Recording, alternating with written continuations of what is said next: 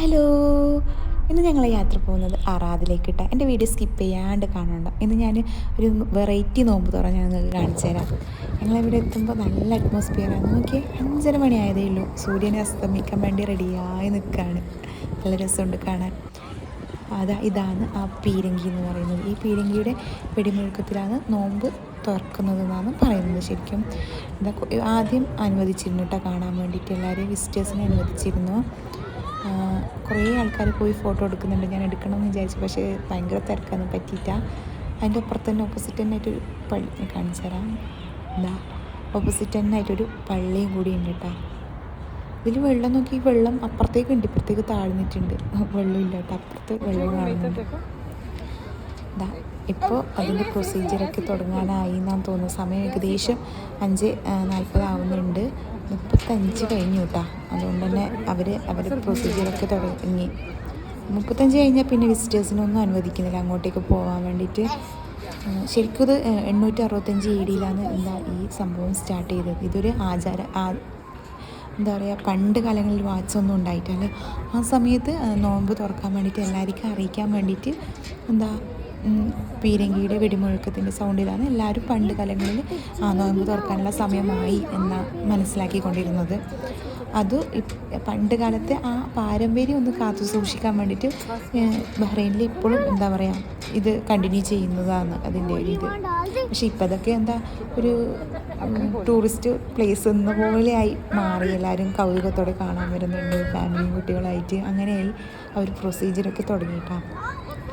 1970 സംതിങ്ങിലാണ് ബഹ്റൈനിലൊക്കെ ഇതൊക്കെ സ്റ്റാർട്ട് ചെയ്തത്. മക്കയിലൊക്കെ ഇതുണ്ടെന്നാണ് ഞാൻ കേട്ടത്, എനിക്കറിയില്ല.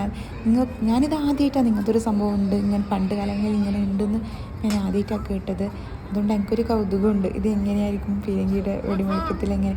ഇവിടെ ചുറ്റും നിന്നവർ എല്ലാവരും ഏകദേശം ആൾക്കാർ നോയമ്പ് നോക്കിയവരാണ്. അതുകൊണ്ട് ഇവർ ഈ സൗണ്ട് ഈ പീരങ്കിയുടെ സൗണ്ട് എപ്പോഴാണ് മുഴങ്ങുന്നത് അതിനുശേഷം അവരുടെ നോയമ്പ് അവസാനിപ്പിക്കും.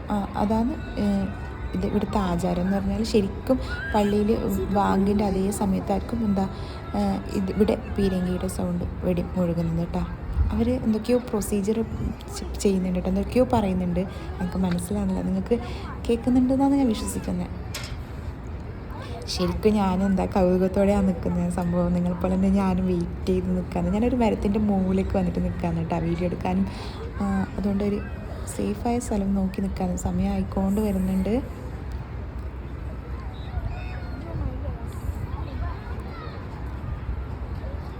അവർ പറയുന്നത് നിങ്ങൾക്ക് കേൾക്കുന്നുണ്ട് എന്നാണ് വിശ്വസിക്കുന്നത് കേട്ടോ ഞാൻ.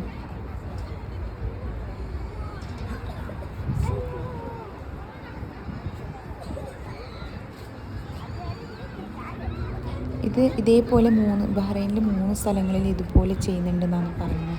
എന്ന് പറഞ്ഞാൽ പീരങ്കിയുടെ സൗണ്ട് 3 സ്ഥലങ്ങൾ. എൻ്റെ അമ്മേൻ്റെ കയ്യിനൊന്ന് ഷേക്കായിട്ടാണ് പെട്ടെന്ന്. നല്ല സൗണ്ടുണ്ട്.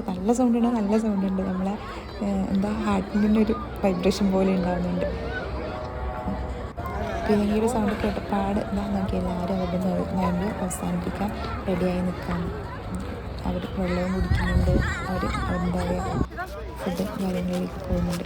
ഞങ്ങൾ ഒന്ന് വിസിറ്റ് ചെയ്തു അവിടെ. ലാസ്റ്റ് പിന്നെ പാർക്കൊക്കെ ചുറ്റി കണ്ട് വന്നു ഞങ്ങൾ.